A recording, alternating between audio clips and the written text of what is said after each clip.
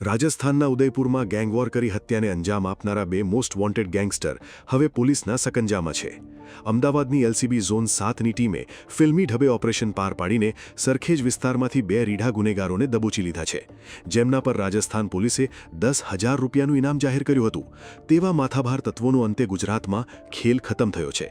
વાત છે ગત 7 એપ્રિલની, જ્યારે ઉદયપુરના બિચ્છુ ઘાટી વિસ્તારમાં જાવેદ દાંતના ગેંગ અને નઈમ ઠોકર ગેંગ વચ્ચે વર્ચસ્વની લડાઈમાં જાહેરમાં ગેંગવોર ખેલાઈ હતી.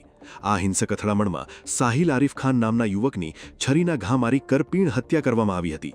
આ હત્યાકાંડ બાદ નઈમ ઠોકર ગેંગનો મુખ્ય સૂત્રધાર નઈમુદ્દીન ઉર્ફે નઈમ શેખ અને તેનો સાગરેત કુંદનસિંહ કુશવાહ ભૂગર્ભમાં ઉતરી ગયા હતા. નઈમ સામે 15 અને કુંદનસિંહ સામે 17 જેટલા ગંભીર ગુનાઓ નોંધાયેલા છે. અમદાવાદ એલસીબીની ટીમે બાતમીના આધારે સરખેજની એક ખાનગી હોટલ પાસે વોચ ગોઠવીને આ બંને ગુનેગારોને ઝડપી લીધા હતા. આ બંને આરોપીઓ હત્યા, લૂંટ અને આર્મ્સ એક્ટ જેવા ગંભીર ગુનાઓમાં સંડોવાયેલા છે.